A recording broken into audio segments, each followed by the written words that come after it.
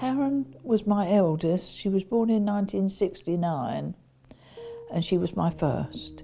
I had 3 other children after that, James, Matthew and Sarah, all within 5.5 years, so they were all very, very close.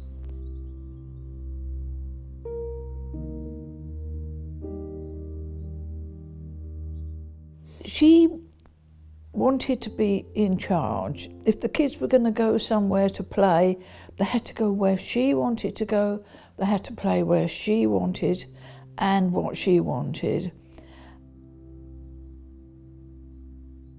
As she got older, she became a Mohican. She wanted to have a Mohican haircut.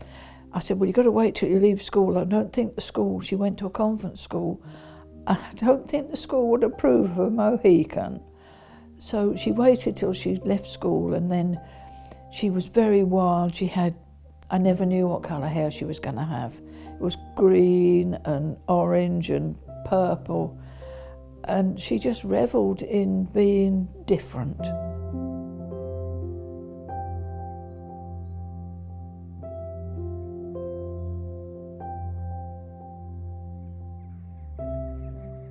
I divorced my first husband, and so I was struggling to keep the roof over our head. So I did 2 jobs, and I remember asking her to clear her bedroom up, and I said, you look, I said, I'm doing 2 jobs. And she said, but I didn't ask you to do 2 jobs, which didn't go down too well. But yes, she wanted to live her life, and she wasn't going to let anybody get in the way of it.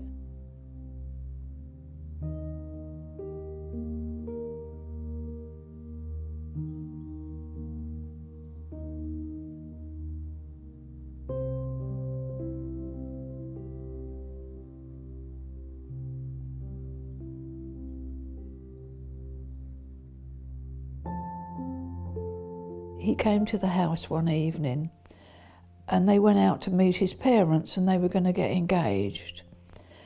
But when they came back, he had taken magic mushrooms and probably something else, although he never admitted that. And he was hallucinating. He thought she was a witch. And he stabbed her with the samurai sword just once. And he killed her. Sarah and Matthew were there. They heard her cry out and they rushed in and they tried to save her. And the ambulance came, but they couldn't save her. It was just one horrendous stab in the right place or the wrong place. And he jumped off the 2nd floor balcony and twisted his ankle.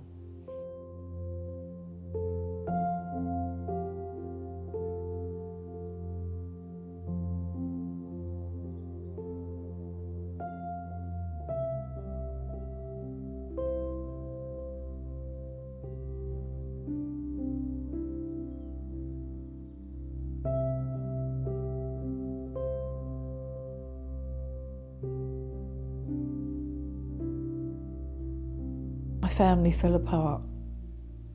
We couldn't be close because we couldn't cope with each other's pain. So James disappeared. I found out he was living on the streets, but I didn't know where he was. I knew where the other 2 were, but we didn't hardly speak. It was just too difficult. But in the end, my husband took retirement and I went to Norfolk. And we decided that we would mend bridges and start.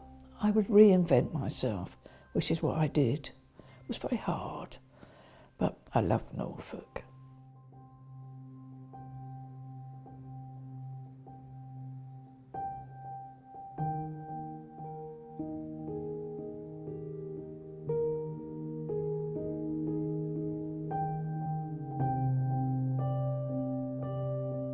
My husband discovered bowls and I became a bowls widow. I never saw him. So I thought, well, why not? I'll give it a go. So I learned to play bowls and I was good at it. I was so surprised.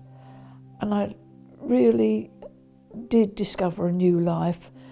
With the bowls, It was a big bowls club, over 600 people, so there was lots of people, so I made lots of friends, played all over Norfolk, played in lots of leagues.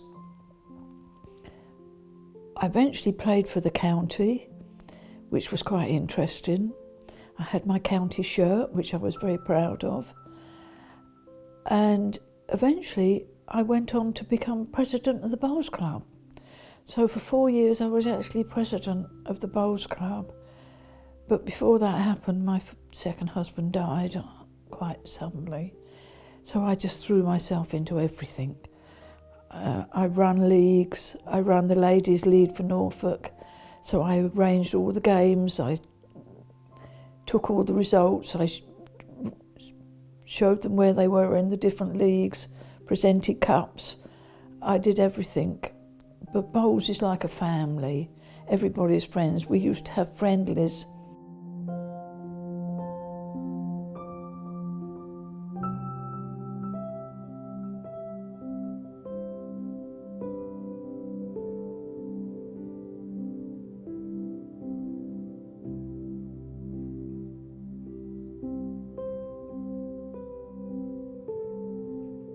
I was what they called a skip.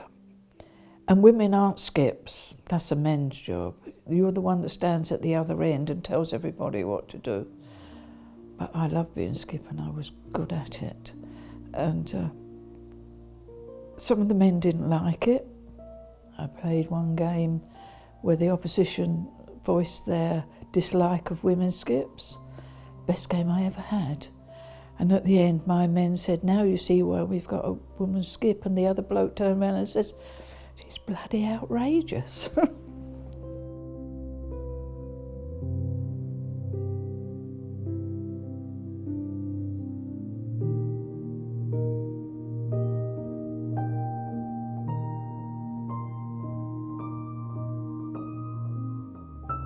Bowls is like a family. Everybody's friends. We used to have friendlies. And sometimes other clubs would come and play and we'd have a meal afterwards. And one particular one, of which you have a photo, was a fancy dress. And my husband and I dressed up as school kids, scruffy school kids. I don't think I ever looked like that when I went to school. I'm sure he probably did. But we had such fun.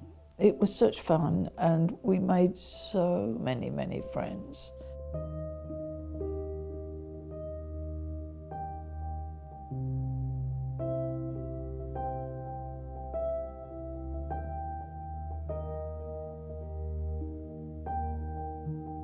We talk about Karen, but we don't talk about how she died. We just talk about her life and the things she did and how much we loved her. And she's never forgotten. And her two daughters are now young ladies in their 30s, and they're lovely young ladies.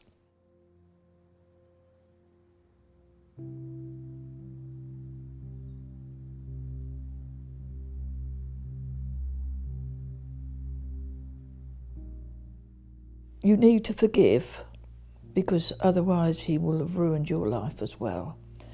And that's what I've been able to do. I haven't been able to forget, but I have been able to forgive him.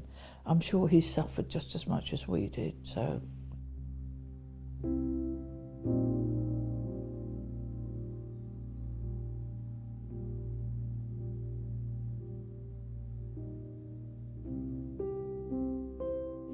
Sometimes wonder what she would be like. She'd be 55 now. She'd probably still have purple hair.